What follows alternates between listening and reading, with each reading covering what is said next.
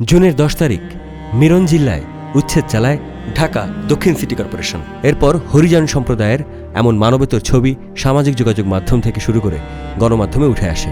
হাইকোর্টে যান তারা, আর সেখান থেকেই উচ্ছেদের প্রক্রিয়ার উপর 30 দিনের স্থিতি অবস্থা বজায় রাখতে 13 জুন আদেশ দিয়েছেন হাইকোর্ট।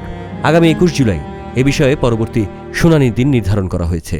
এরই প্রেক্ষিতে আজ মিরন জিল্লায় মার্কেট নির্মাণের সিদ্ধান্ত বাতিল করার পাশাপাশি হরিজনদের দলিল করে জমি বুঝিয়ে দেওয়ার দাবি নিয়ে জাতীয় প্রেস ক্লাবের সামনে বিক্ষোভ সমাবেশ পালন করেছে মিরন জিল্লা হরিজন সিটি কলোনি ভূমি রক্ষা আন্দোলন। সুপার মার্কেট যদি করতে হয় তাহলে হরিজনের জমি নেওয়া চলবে না। সুপার মার্কেট করতে হলে ওই বড় লোক গুলশান বনানীতে যারা আছে, যারা এখানে জমি দখল করে রেখেছে, বেনজির আহমেদ অমুক সমুক, আপনারা শুনেছেন সেই সব নাম, তাদের 1700 একর জমির হিসাব বেরোচ্ছে। তাদের জমি দখল করে সুপার মার্কেট করো, আমাদের তাতে কোনো আপত্তি নাই, কিন্তু গরিব মানুষের জমিতে হাত দেওয়া যাবে না। মানুষকে উচ্ছেদ করে, তার ভিটা বাটি থেকে উচ্ছেদ করে কোনো পদক্ষেপ এই দেশের মানুষ গ্রহণ করতে রাজি নয়। সরকারকে আমি বলছি অবিলম্বে এই সিদ্ধান্ত প্রত্যাহার করে নেন। মেয়র মহোদয়কে আমি বলছি সিদ্ধান্ত প্রত্যাহার করে নেন। আমাদের কোনো দেশ গ্রাম নাই, আমরা এই দেশেই থাকি।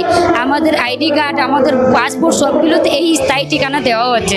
তাই আমরা চাচ্ছি আমার মাটিতে, আমার ভূমিতে আমাদের জায়গা দেওয়া হোক এবং দলিল করে। আমরা এই মাটিতে থাকছি, এই মাটিতে থাকতে চাই। আমাদের বাল বাচ্চাকে নিয়ে আমরা খুবই জ্বালা যন্ত্রণা, দুর্গের 20-25 দিন নিয়ে আমরা খোলা আকাশের নিচে আছি।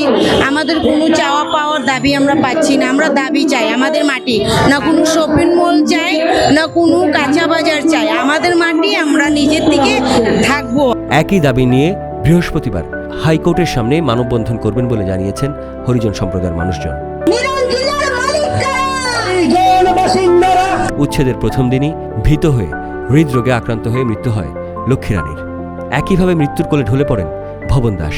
ঘর উচ্ছেদ করায় 11 জন মনের কষ্টে প্রকাশ্যে নিমগাছে আত্মহত্যার চেষ্টা চালান শাম্মী দাস।